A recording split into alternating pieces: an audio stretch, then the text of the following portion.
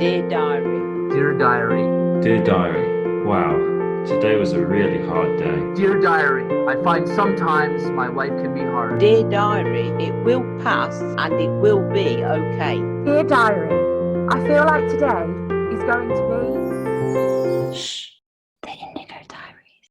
Dear Diary, welcome world to the Indigo Diaries. First, let me introduce myself like I do every time. I don't feel like I need to introduce myself anymore, but my name is Natasha Hickling, and I'm the host of this brand new, well, not really brand new, of this podcast, The Indigo Diaries. Thanks to everyone for coming in and listening. And if is this your first time, then welcome. And if you're returning, welcome back. And welcome you all to the first series called The World Through Our Eyes, and another episode with a brand new guest. And now, I can't believe that we're actually in the first double digits for episode, which is so exciting. When I started this, I thought I would get like one or two. I still cannot quite believe it. And I couldn't be more grateful with the response and people volunteering to reach out and want to share their life of living with ADHD in a diary format.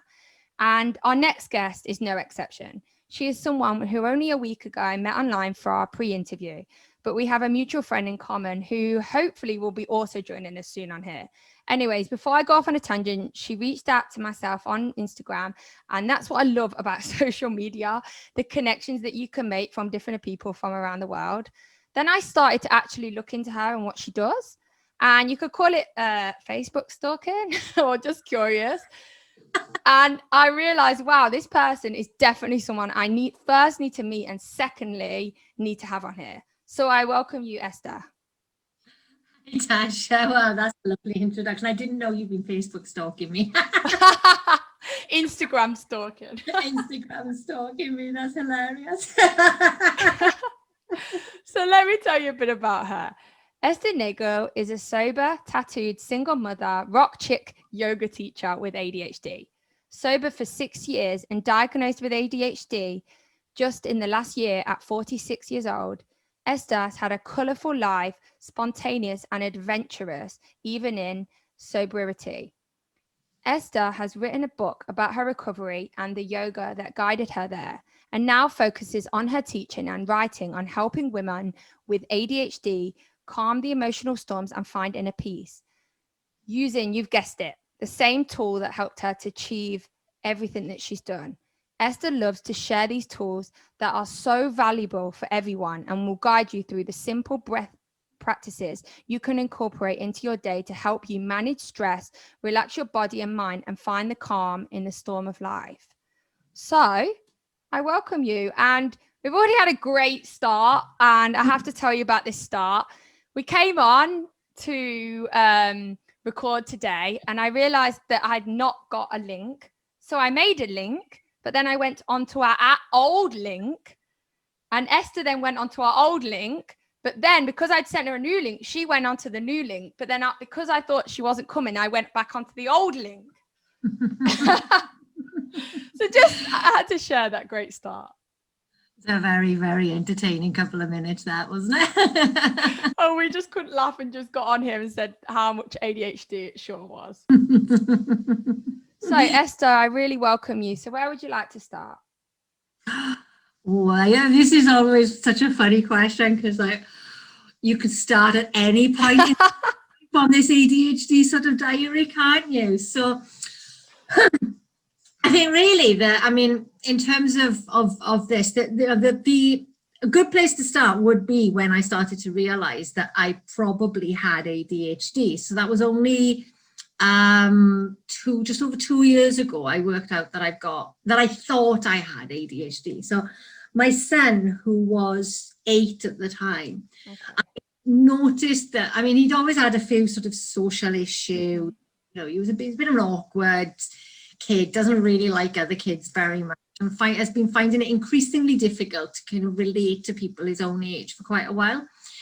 And I noticed, as well as these issues that I already knew about, I realized how much I was getting irritated by his constant fidgeting. He's not very energetic in terms of doing lots of exercise, doing lots of sports or anything like that. But if we're sitting down to watch Doctor Who or something, he would sit still for a second. And it was driving me crazy. And then I suddenly thought, well, there's got to be a reason for this.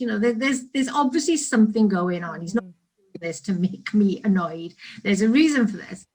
And I knew of ADHD as being fidgeting, essentially. You know, I knew that all I knew of ADHD was that it was like too much energy.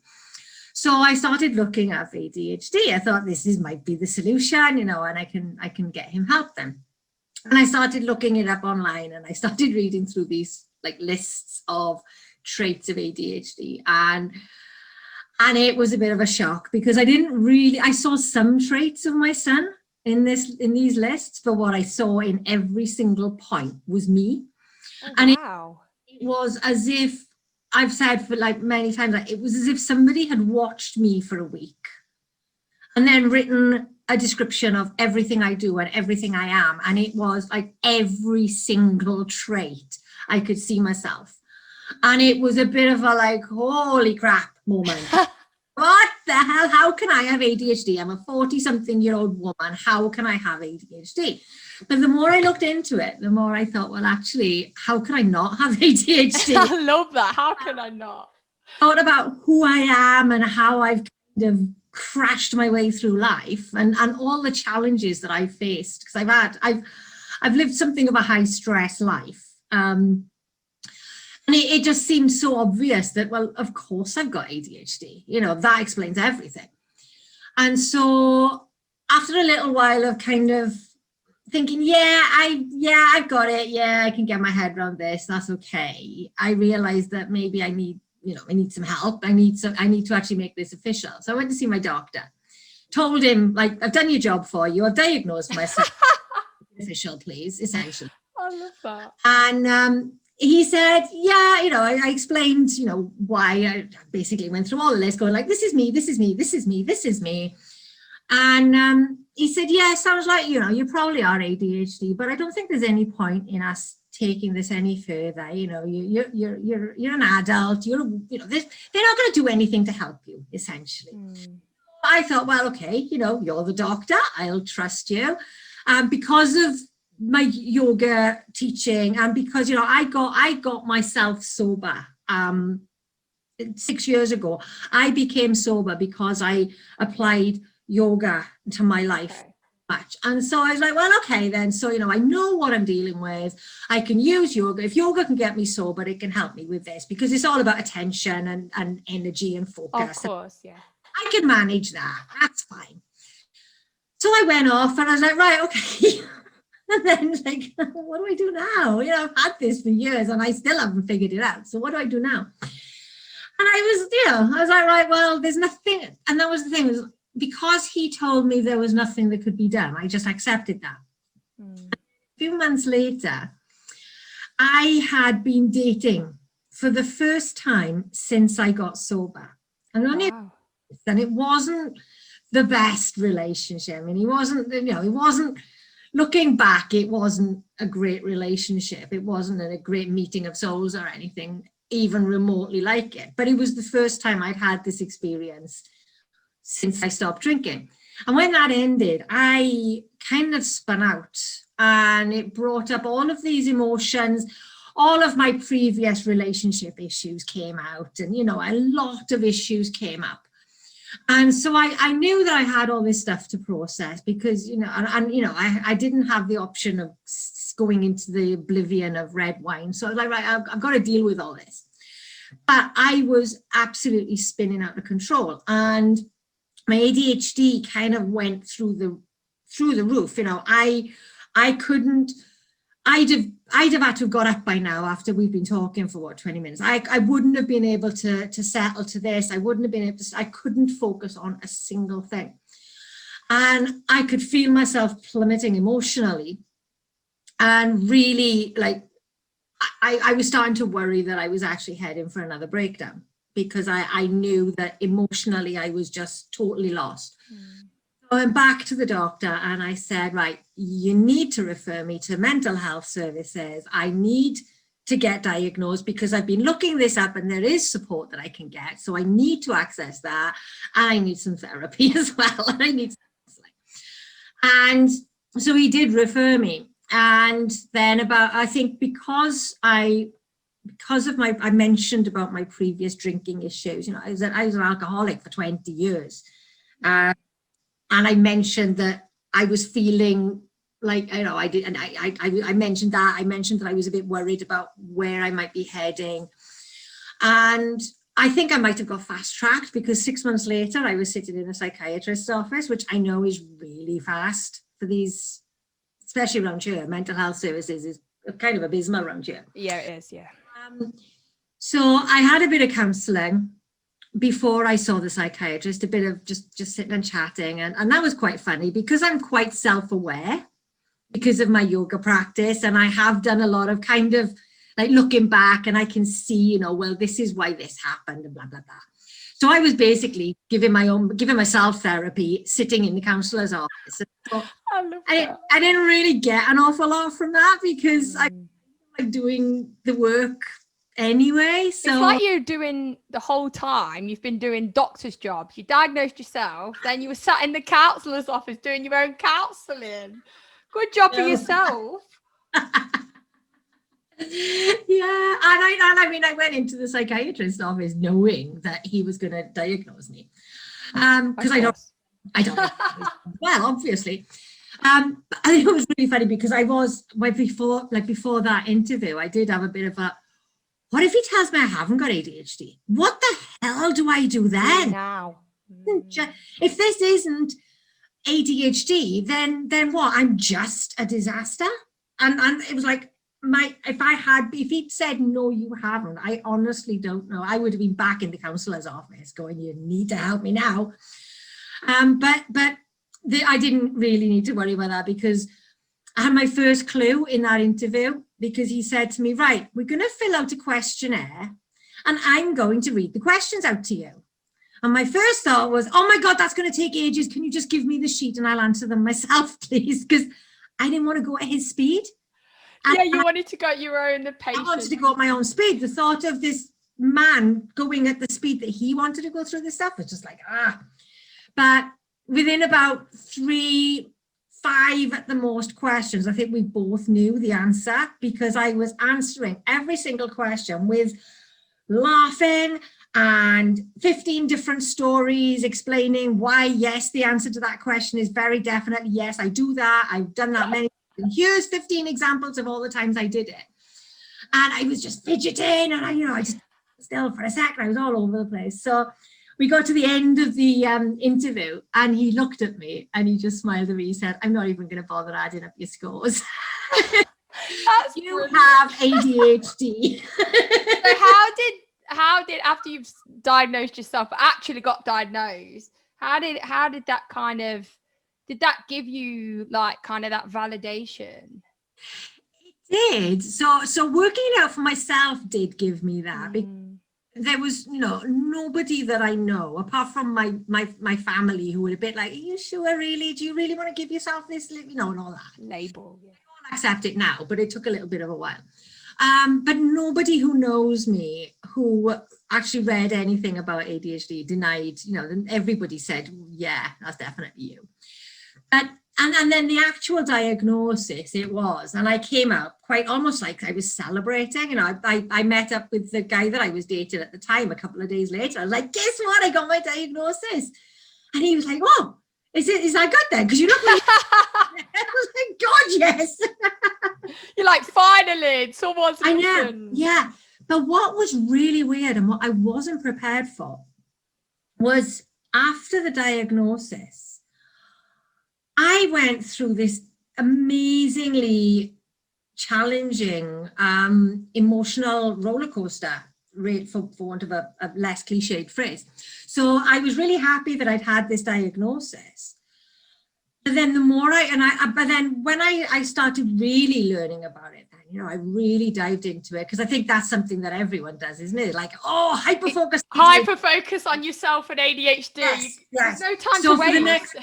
I know, and you've got to learn everything, haven't you? So I spent like hours watching videos on YouTube, listening to podcasts, listening to audiobooks, and I went through what I can only describe as a really quite profound grieving process. So the more I understood ADHD and myself, and how ADHD has impacted me over the years, the more my heart broke for the little girl and the teenager and the 20-something. I mean, I was so lost in my 20s. And by the time I got to be at 20-something, you know, I had fully internalized what a profound disappointment I was, and what a failure I was, and how, you know, I had so much potential, but I'd screwed it all up. And, you know, that nothing I could ever do was ever going to be good enough. That wasn't just ideas, that was my identity by that point. So I found it so hard. And there were times where I would phone me and my little brother were really, really close.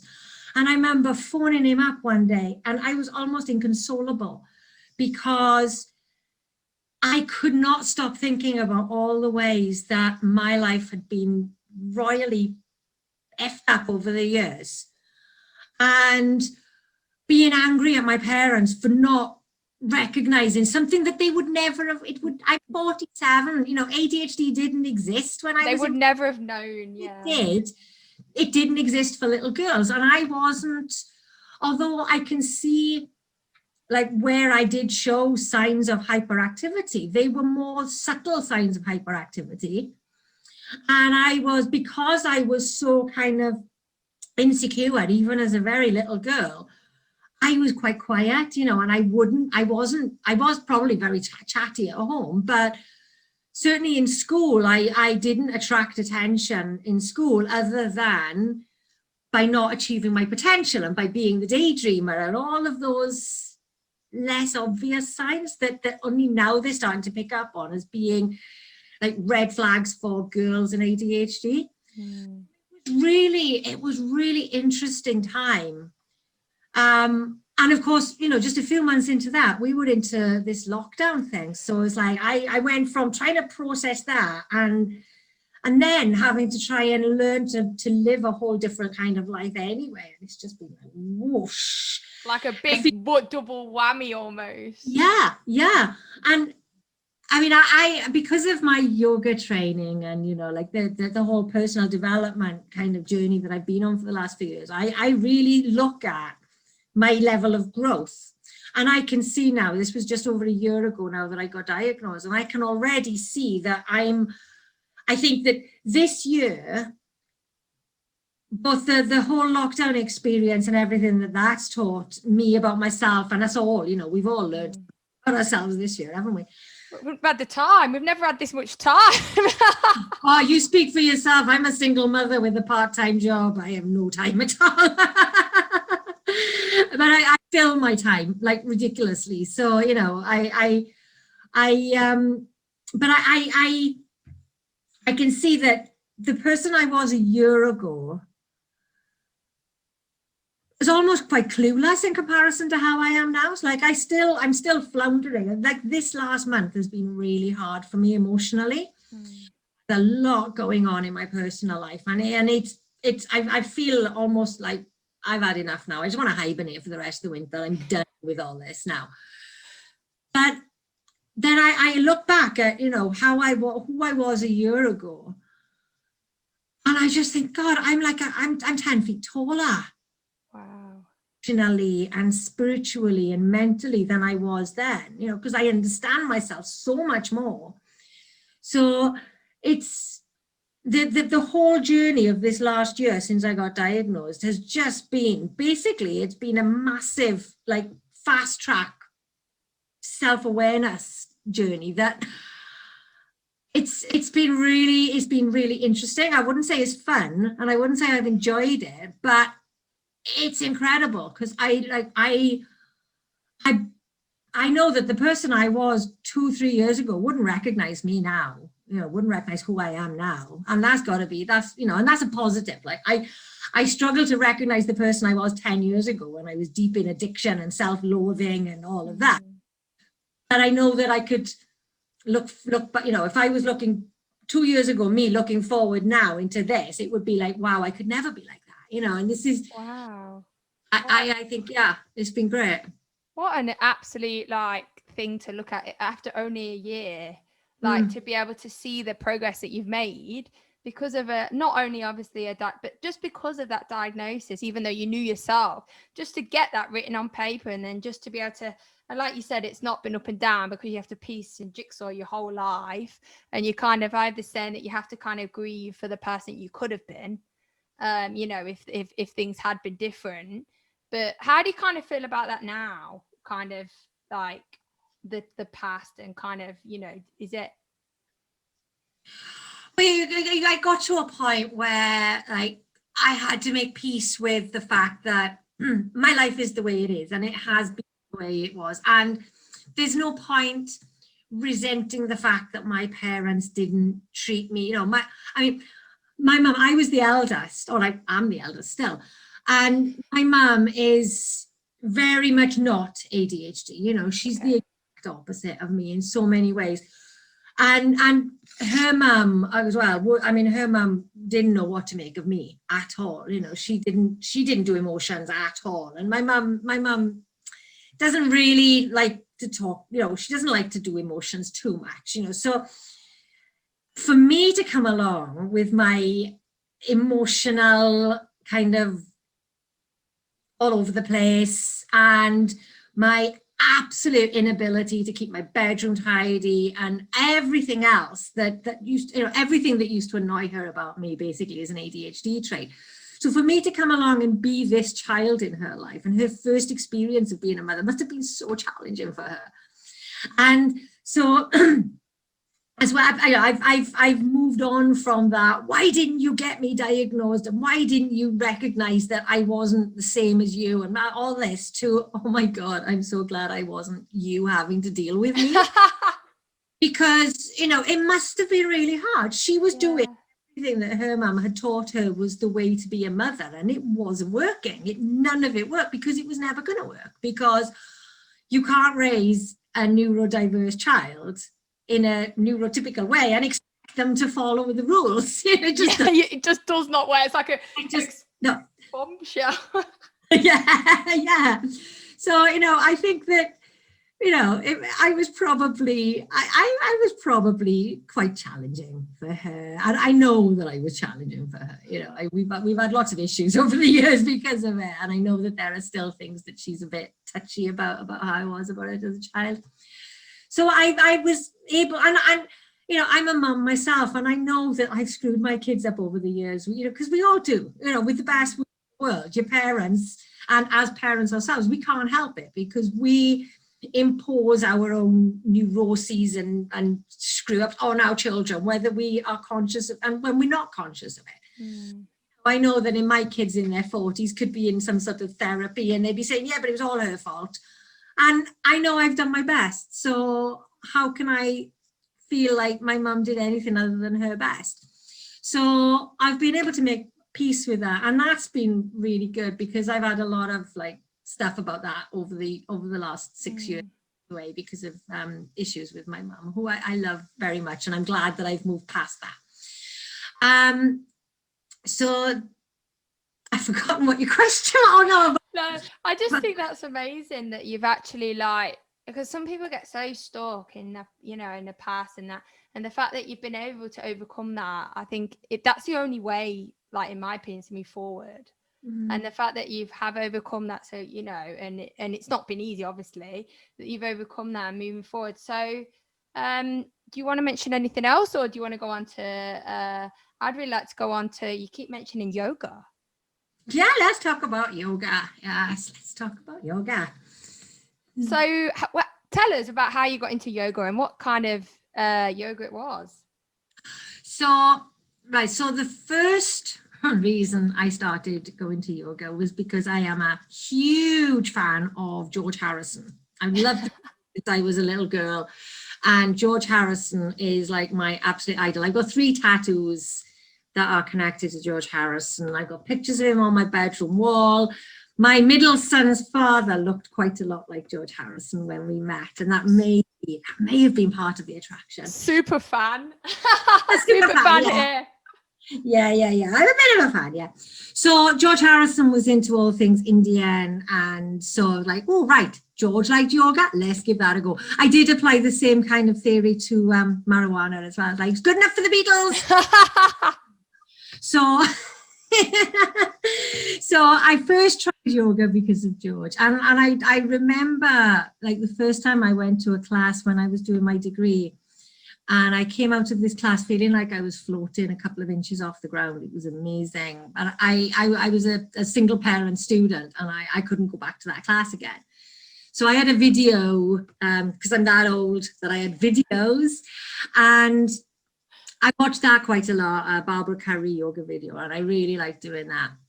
And then when I was, it was after my brother died. After my brother died in 2005, and as a result of that, I started walking lots. And because I started walking, I started to become a bit more connected to my body after years of like just, you know, kill it kind of relationship with my body.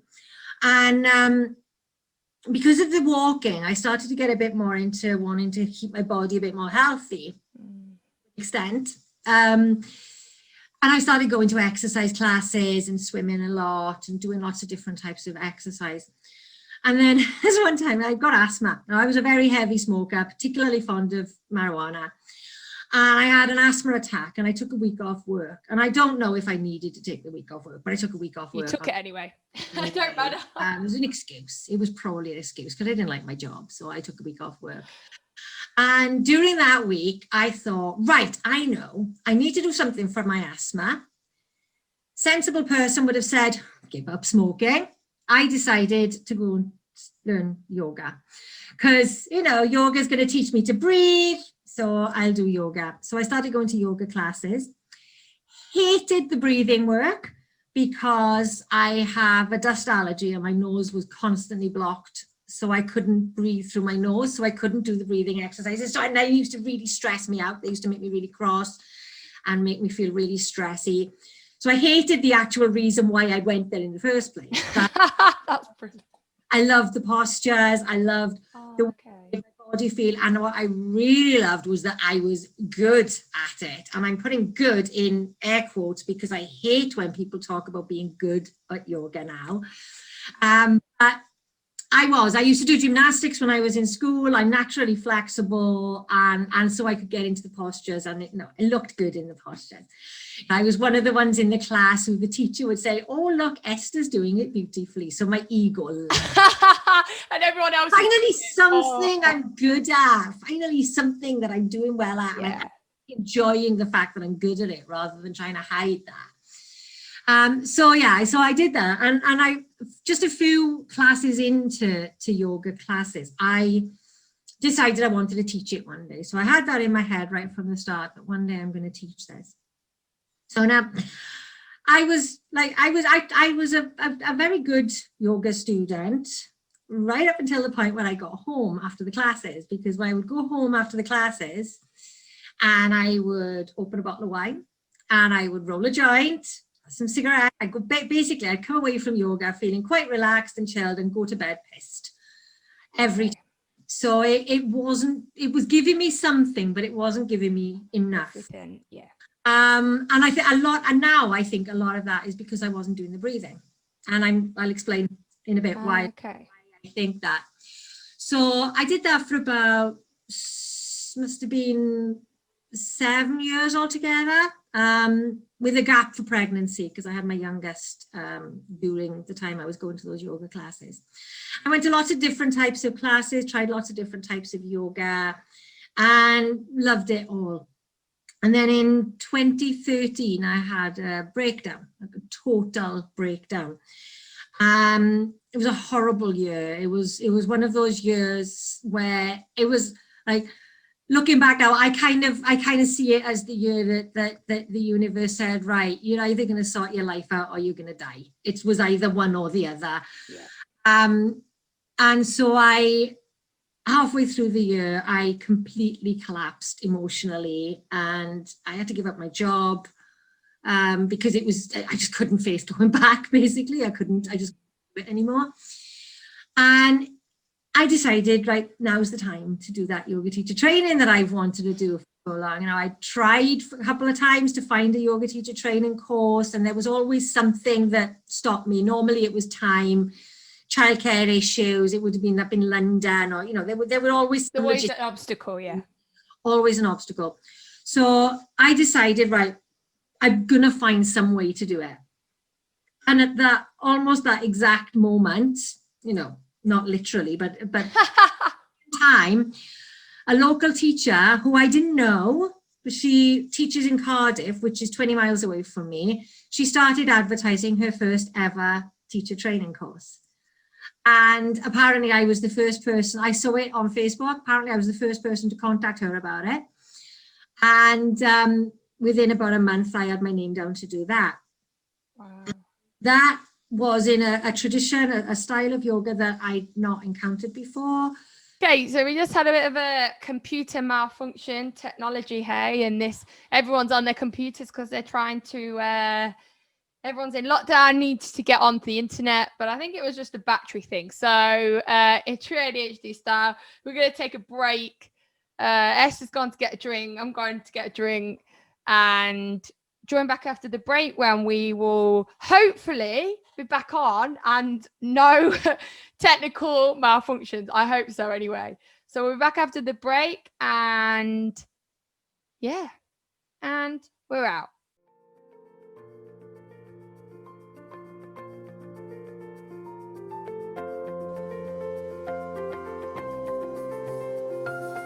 If you would like any information on Indigo's support group, check out the website below for our link to our Facebook page, or email at indigo.adhd2020@gmail.com. If you would like to offer any comments or feedback, or if you are interested in the world hearing your story, then please reach out, either through the group or through our email.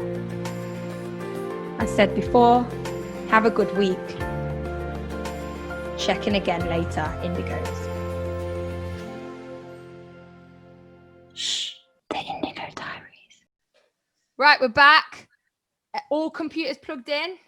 All computers plugged in. Right, yeah. We're ready to go. So before the break, we were talking to Esther about her yoga, and she was just to the point where she'd said that coincidence or sign that someone near her had just started yoga training before we were cut off, and then we went and got some drinks, and then we ended up talking through the break because that's what we do. So Esther, over to you. So back to the discovery of my life-saving yoga. So yeah, this teacher that like I said, I'd never heard of her before. I'd never been to one of her classes. I didn't know what type of yoga she taught. I just knew that there was yoga teacher training. So I was like, right, that'll do. That's all I need to know. It didn't really matter. I just needed somewhere that I could get to. And it was at weekends when I had childcare, and you know, it was like everything seemed perfect. So I went along not having a clue what to expect. I actually went along because I'd been going to yoga classes for so long, and because I was so, air quotes, good at it, I thought I knew yoga. And so I went in there like a bit arrogant, thinking, I'm not going to learn anything here. I just need the certificate. And I think that idea had gone by the end of the first day. I was like, after about 3 hours, I thought, oh my God, I don't know anything about it. Sorry. All I know is the postures. I know nothing about yoga. And it was a real eye-opener because, and I see this now as a yoga teacher, people think they know what yoga is about, but actually they don't. They know a few postures, and your postures is such a tiny part of yoga that I think it's a tragedy that has become what people associate with yoga, because when all I was doing with the postures, it wasn't actually changing my life at all. It wasn't impacting on me. Wow, okay. Other than it was making me flexible, and that was it, you know. But this training, so we were given these books, these course manuals, and it was it's a step-by-step course that was developed originally as a distance learning course, a correspondence course back in the 70s. And as I started looking through, we did that weekend's classes, and then I started reading through all the coursework and doing some of the exercises, and I started thinking, oh my God, this could change my life. And what I started to think was that I would probably give up smoking as a result of this. That was the main thing that I could see. Really? It was that I'm going to learn how to do all this breathing, and this is going to help me to give up smoking. That was it. Within a few weeks of doing this training, I noticed that I was able to sleep, which was virtually unheard of. I've been insomniac since I was a child, about 8 or 9. I'd had insomnia, and that was part of the reason why I drank so much, was because I convinced myself that it was helping me sleep, even though that's complete nonsense. But I started being able to sleep, and I started to notice that I was able to, I was reacting differently to the world. So I was like a terrible, terrible, angry driver. I would be shouting and screaming and swearing and making hand gestures at everyone on the road, while being a spectacularly bad driver myself, probably. Because that's usually the case. Stressed, yeah. Because if you're stressed and angry behind the wheel, you're not going to be driving sensibly, are you? No, not a little bit. But I noticed that I wasn't getting angry at other drivers. And so these little things like how I was reacting to minor stressors, that the things that weren't that big a deal, but that would piss me off enough that I'd be angry for hours about them. And then I was advised to stop having dairy products, because dairy products create excess mucus in the body. So I was advised I'd stop, because I had to learn how to breathe properly. I had to learn how to do the pranayama. So I had to be able to breathe through my nose. So I was advised to stop having dairy. I was already vegetarian, so giving up cheese was a bit of a bind, but not that big a deal, really. And within a few days of cutting out the dairy, I could breathe through my nose, which was, that was a complete game changer for me. I could breathe properly for the first time in my life. Like, at 42 years old, I was finally able to breathe properly. And the more I was able to breathe and really become conscious and become really connected to my breath, the more I was able to handle life.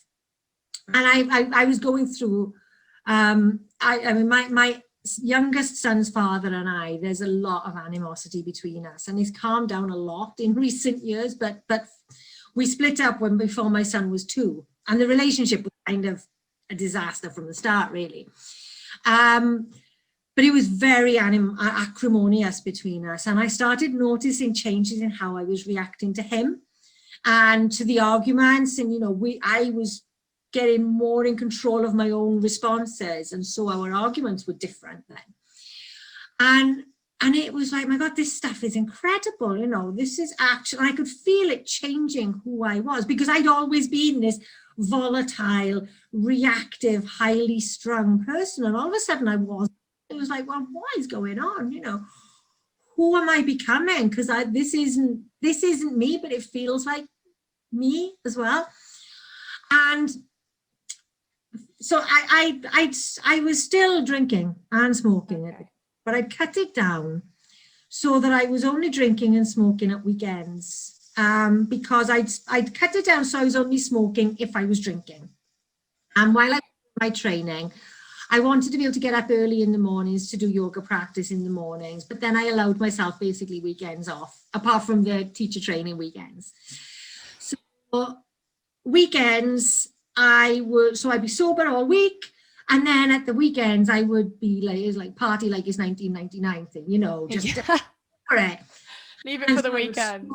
And drink like crazy, and really, I drank a lot anyway, but I was drinking more then, because I was kind of making up for lost time. But then what I was finding, of course, because I was taking this, so my tolerance was dropping, and I was doing all this stuff to clear my body out and to, really cleansing my system through the week, and then like absolutely caning at the weekends.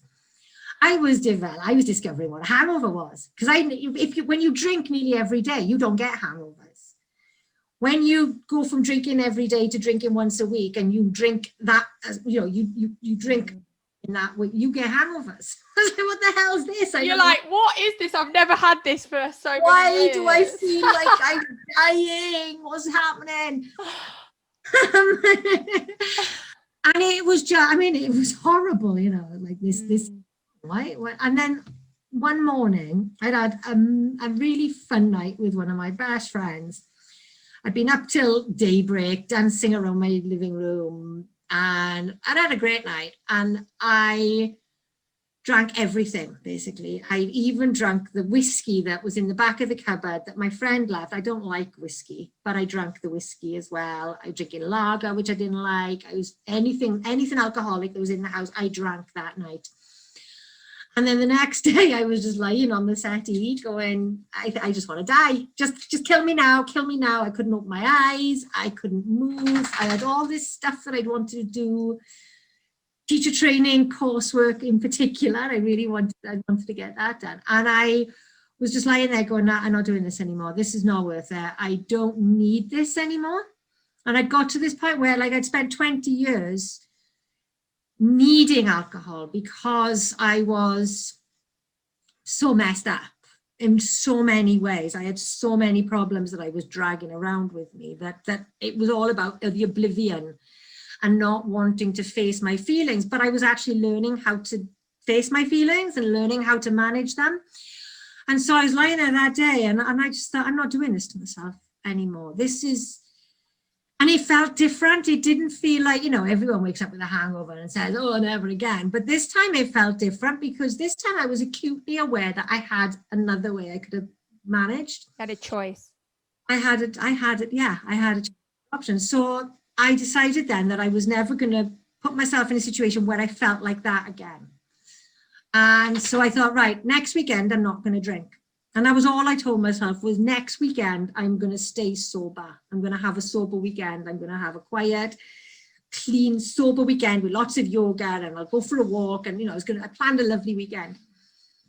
And then I did the same the next week and the next week and the next week. And every night when I went to bed, I really focused on, I'm going to remember doing this today. And when I wake up in the morning, I'm going to remember this. I'm going to remember coming upstairs. I'm going to remember putting my pajamas on. I'm going to remember brushing my teeth. And I remembered to brush my teeth. And all of this. And then in the morning, when I got up, I'd lie in bed and I'd remind myself of all that. And that was such a change because before I'd wake up and I'd be trying to piece together the night before. And I'd be going, oh my God, I wonder if I sent anyone a text I wish I hadn't sent, or did I phone somebody, or what did I put on Facebook, and who did I, all the different ways I could have embarrassed myself or upset people. I would be lying there trying to remember if I'd done any of that. And instead I lay in bed focusing on, yeah, well done, Esther, you did it again. So I was giving myself that positive emotion that it turns out now that was like part of ADHD management. Yes, it is, yeah. Positive emotion that motivates. So I was using that strategy, and gradually over a few weeks, I reached a point where the sobriety was actually preferable, and I was enjoying being sober. After my brother's wedding, 6 weeks later, I chose not to drink at my brother's wedding. And the next day I felt so good because I hadn't messed up my brother's wedding. My parents weren't angry with me. I'd been able to look after my 4-year-old. I hadn't needed to be looked after myself. We had to walk for about 1.5 miles across London, and I'd been able to do that. I hadn't needed to be, poured into a taxi. And I felt so good that day I announced to my parents, I'm not drinking again. And I haven't since. And wow, I have to say, sorry, but what an achievement, like what an achievement to just find that something else and then find that choice and then make that choice for yourself. Like, absolutely, that must have took so much strength. But yes, I'm sure it probably did, but I don't see it like that. I see it as I actually just found something so much better. And so the strength, yes, I've needed to find my strength a lot over the years because I've had to deal with some really tough times without turning to drink. Yeah, I mean, a different way. when, I mentioned earlier on when I came out of that first relationship and I was dealing with this like onslaught of emotions that I'd not ever dealt with before. So, issues from when I broke up with my first boyfriend probably were coming up, and there was all sorts of stuff coming up. And I remember at one point being really angry that the option to get completely and utterly hammered wasn't there for me. And it wasn't that I wanted to drink. I just wanted to be able to shut my feelings down for a little bit. And that is what I always turned to alcohol for. I mean, sometimes it was about, being able to pretend that I was having fun, or being able to connect to people in a way that I couldn't do when I was sober. But mostly it was about not wanting to feel the way I felt.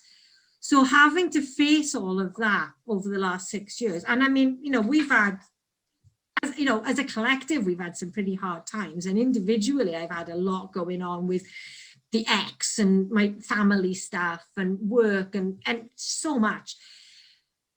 So there has been strength. I have definitely been able to, I can see where I've become stronger, and I like to remind myself that I'm a bit of a warrior, really, and that I even like this last few weeks I felt really low, but I can remind myself that actually, I'm so strong, I'm still getting through this, and even though I'm feeling like shit, I'm still doing all this stuff, and I'm still growing, and I'm not wallowing in it, and I'm not sort of collapsing into it. So yeah, there is strength, but I don't know. I think just because it's just become what I do, I don't always give myself the credit for that. I don't always see it. I think that's the thing. We can see it in other people, but when it comes to looking at it in ourselves, it's like, no, it's just that's what I did, and that's kind of what I do. I really love that though, that you found your niche. You found your niche, but it not only is it just like a job, but it's a lifestyle, and it's basically turn your whole life, upside down. Yeah. Yeah. I mean, yoga is just. It's just. I mean, it has changed my life for the better so much, and it's given me the opportunity to actually find who I am. We all, anyone with ADHD knows about the masks that we create, and everyone creates masks. Yeah. We've got most people would have a cupboard full. We've got, like a walk-in wardrobe full of them. We've got like a whole house full for different occasions, for different days, different people. Yeah. So, I mean, yoga gave me, I've still got a few masks, obviously. We all do, yeah. We can't go through life without them. But I can at least stand in the mirror and look at myself without the mask now. And that yoga's given me that ability that I can see myself. And I sometimes need a bit of help to see the positives, and I do need to be reminded that actually, do you know what, Esther, you're doing okay. And, my failings that I see, maybe they're perfectionism, and maybe I'm doing better than I like to think I am. And, I do need that external reminder because all that negativity, that negative messaging that we get as children, that becomes so embedded in our psyche that it's, even though logically I know it's there, it's really hard to separate that from what is my truth and what is my true nature. But I can actually look at who I am now, and I can handle the bits of myself that I don't like. I don't swear at myself like I used to. I don't call myself names, or if I do, I catch myself doing it. And I'm, I remind myself then, you're not all those things that you're calling yourself. Just take a breath. Take a breath, yes. And that, but what's wrong with you, got me. I have to say that, we're not. I think the fact that you can take the mask off with yourself, and we all need those external reminders. The perfectionism is we just talked about that in the break. It's a hard thing, and but the fact that you can take the mask off with yourself is so, it speaks a lot of words. It is. It's really powerful. I mean, I don't always like what I see, but I can face seeing it, and that's that's normal. normal, because we're not going, and particularly because that inner critic voice is so loud. But at least I can recognize that it's the inner critic now, and it's not me. And I've been doing a bit of I've done a few workshops recently with people around like transforming my relationship with the inner critic and understanding it a bit more. And that's cool. They've been really powerful, because, you know, like I can see, like, the inner critic is a defense mechanism that we created when we were a child to keep us safe. Yes, we need them, but our inner critic is there to stop the nasty kids in school laughing at us, or to stop our mother being mean to us, or to stop your brother picking on. It's, you know, we created that voice in our head. So understanding it really helps you to be able to be compassionate when it comes up. And to be it really does, yeah. It's really powerful. Like when the more you can understand about what's going on in your head, the better it is to live. You know, the inner critic is never going to go away. No, we created it for a reason. Yeah, it's there for a reason. Same as the perfectionism is there to protect you. And I mean, I think that's why people with ADHD have these issues with perfectionism and inner critic so much, is because we got criticized and we got mocked, and we were told, you know, you could do much better than this. So, you know, if that's what you're getting told all the way through school, is you could be doing so much better. Why aren't you doing better? Why didn't you get full marks? You should have got full marks. Why isn't this better? If that's what you hear your entire childhood, it's no wonder we're crazy perfectionists, because we embed that in our entire being, that we are well enough, that we could do better. It doesn't matter how well you do then. It's so sad. It's so you could be an internationally acclaimed actress, winning Oscars all over the place, and if you've got that voice telling you could be doing better, even that person isn't going to be happy with themselves. It's powerful. It is. So this year, so you talked about, we're not going to go into the big C word. We're not going to start, and that's not a swear word. That's the thing that everybody knows about, but every time you speak to anybody on the phone or you switch on the news, it's all about that. So what's this year been like for you? Because I know you spoke a little bit about this, how it's been a really tough year. So kind of, obviously you got your diagnosis, you've gone kind of through that journey. Are you still doing your yoga? I'm at the moment, I don't, like I said, this month has been really, November. I mean, we're November now. But this last month or so has been fiendishly difficult for me. But I mean, the whole year has really, well, from March onwards. So I had my second breakup in March, where this guy that I thought was like, oh, he's the one I've been waiting for all my life, broke up with me. And that kind of messed me up for a while. And then we had that whole thing that we're not mentioning going on. And I've learned an awful lot about myself. I've learned I can survive pretty much anything that life wants to throw at me, and that's not an invitation. Yeah, don't throw anything else. Come on, not anymore. Give her a break. I could do with a break. I wish I was a hibernating animal. I really do. I could do like burrowing down. I would love that. If you find out how to do that, let me know. Please. So yeah, I've had a lot of opportunities for growth this year. So I'm calling them now. It's not been problems. They've been opportunities for growth. And what I've learned through, I mean, I've been very lucky that I did an ADHD course in the summer. So I don't know if you know Tracy Otsuka, ADHD for Smart Ass Women. Yeah, I do. Yeah. I love her. She did a course called Your ADHD Brain is A-OK, and that was huge, massive. Wow. My kind of self-discovery journey. So through that, I was really able to identify my strengths and my passions, and my whole niche around ADHD and yoga and women grew out of that, when I realized that actually my favorite people in the whole world are women with ADHD, because they're amazing.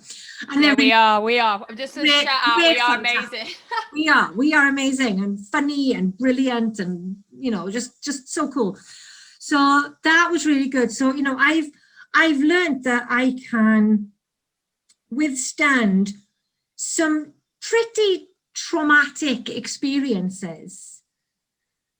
And I've learned what I'm good at. I've learned that I'm probably doing better than I think most of the time, that if I can step back from how I'm feeling in that moment and actually look objectively at what's going on in my life, that normally I sort of look back and I look and say, oh yeah, that wasn't a complete disaster after all. It was I didn't completely screw that up. I did okay. And I'm learning that okay is sometimes enough, that, you know, if you're doing okay, that's fine. If all you're doing is okay, then that's fine. That's perfect. I have also learned that sometimes it's absolutely okay if all you're capable of doing is getting through the day, and that you don't have to be on all the time. You don't have to be doing all the time. Because I'm very hyperactive, I'm constantly wanting to do stuff. And then I end up with a to-do list that basically looks like a year, you know, a 12 plan. And I was like, that's today. And then I get to the end of it, and of course I've achieved nothing because I got completely overwhelmed by all that. So I spent the day on Facebook because I can't do the to-do list. And so I'm learning. I've learned that I need to sort of reevaluate my planning and my implementation of life a little bit, and that I put too much pressure on myself a lot. So it has been a really good year. You know, I've learned a lot about my relationships with other people, how I am with men in particular, and that maybe sometimes, you know, I just need to give myself a really big break, and that I need to breathe and keep doing those practices, because when I feel overwhelmed by life, the first thing that goes by the wayside is all the things that stop me feeling overwhelmed, the yoga, the breath. So this morning, well, for the last few days, I barely made it to my yoga mat because I'm not sleeping very well at the moment, because my ADHD medication has just increased, so I'm having a bit of sleep issues because of that as well.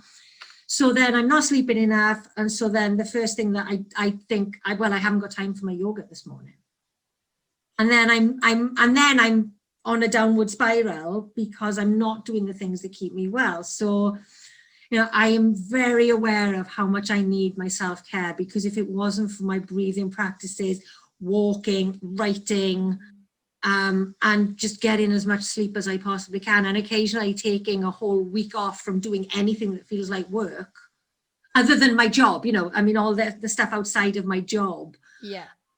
That all the other things I put pressure on myself to do, sometimes I need to just let it all go and just be. Yeah. We spend so much time doing that sometimes we forget, actually, wait a minute, we're not here to do, we're here to be. Like, that's kind of how I see it. Like, what have you actually done for you today? Like, and it's that shift, isn't it? But like you said, when we're going through the tough times, sometimes the things that make us be just don't seem, you know, essential. They don't seem possible. That's what it feels to me, is it's not possible. You know, I have to do all these other things, so I can't possibly go to my yoga mat. And you know, I know logically, if I do that, then everything else is going to flow so much smoother. Yeah. And I won't feel like I'm battling against the day, but I still can't get myself to do that sometimes. But every time I do, life is so much better.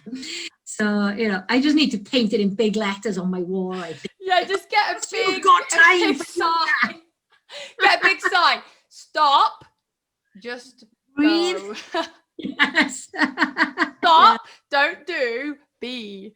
I think we all need that. We all need that reminder. But I just want to mention that, like, the fact that, like, this year, like, how positive, you know, you said that sometimes you need to look at the positives.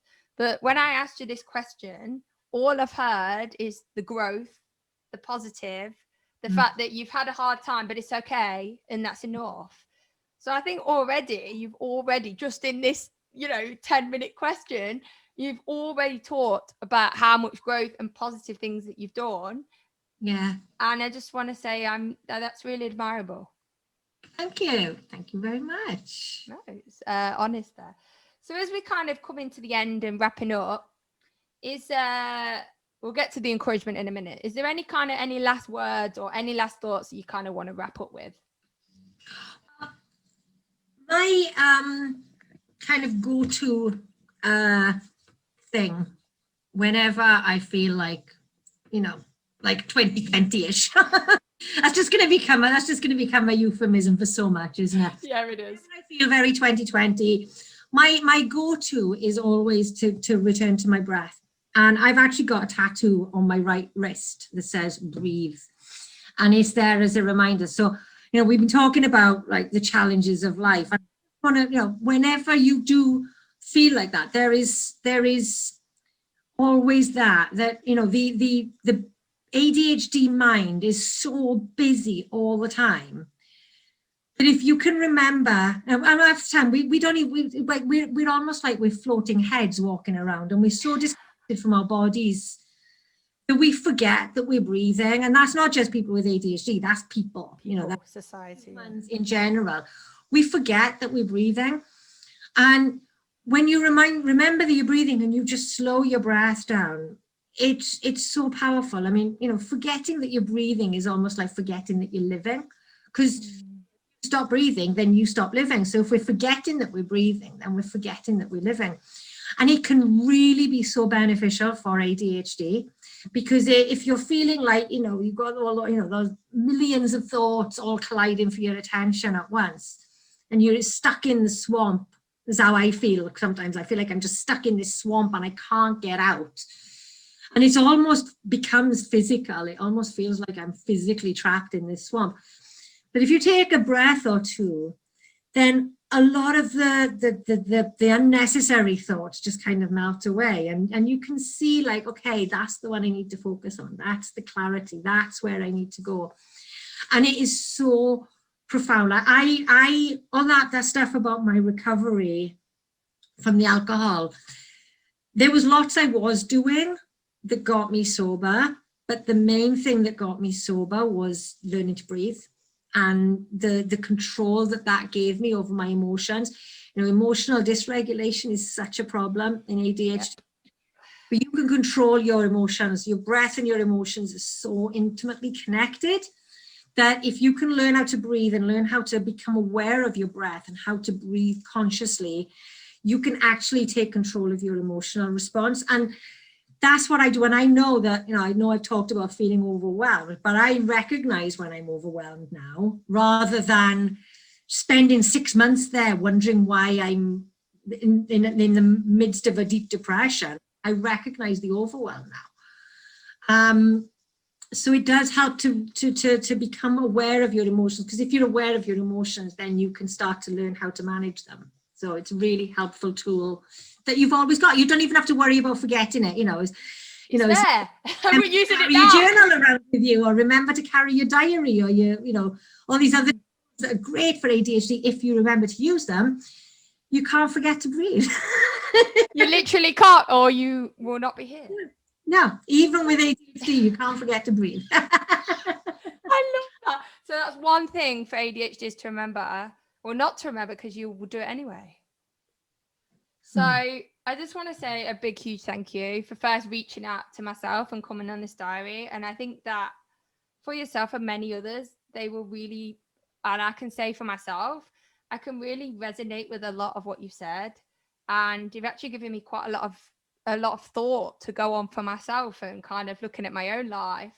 And it was, I feel honored to have had the opportunity to have met with you and connected with you on here. And I really hope that others will also, because you're so unique in your own way. But there's still I still see so much of myself in, and that's what I love about this community, about that, we see so many differences, but there's so many similarities, and it's just amazing. I love that. Yeah, I think that's my favorite thing about ADHD. It's like we've all got the same traits, but you put 100 people with ADHD in a room, and you've got a room full of 100 very, very different people. There's not one of us that would be, you don't you can't say all people with ADHD are the same at all.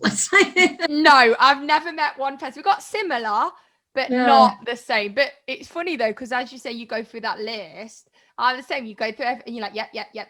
but it's just so many, you know, variable, you know, so many. So you'd like to leave us with an encouragement for today. So would you like to read that? Shall I read that out for you now? Let me get, oh, is it still in the chat? Because did I lose the chat? Oh yeah, I'll put it up. This is another ADHD style. Oh yeah, it's still in the chat. No, it's not for me because I came up. Right. Okay, so like I said, this is something that I wrote a couple of years ago, and it's something that I've come back to again and again to remind myself what I believe. It's one of those times, you know, one of those things that summed up everything that I think. So I know that there is huge power to be found in the breath. Not only does it keep us alive from minute to minute, but it is the anchor on which we can steady our mind. It is the roots from which we can grow. It is the nourishment that helps us to thrive. And it is the space that allows us to see and hear ourselves clearly. Wow. Wow. The fact that you wrote that, my heart's going like, Thank you so much. So I just want to say thank you again. I really, really thank you. It's been lovely. It's been really fun chatting with you. Thank you, Tasha. Oh, the minute we got on it was a laugh, and the minute we're leaving, it's a laugh. So yet again, we leave Indigos with another incredible story and someone else to really be able to listen to and relate your story to. And like we just said, so many unique, but so many differences. So with this thought, I want to mention, if you'd like to reach out and share your story anonymously or through myself or through yourself, then please do. Sometimes the best way to move forward is to just get it out there so it's not so locked up in your internal mind. So signing out, Indigo. See you soon. Have a great December. And remember to breathe. Even though you do, your body will remember. Try and remember yourself. And we're out. Dear diary. Dear diary. Dear diary. Today is ending. I'll check in again tomorrow. Tomorrow is a brand new beginning. Good night, sweet dreams. I think tomorrow will be... Shh.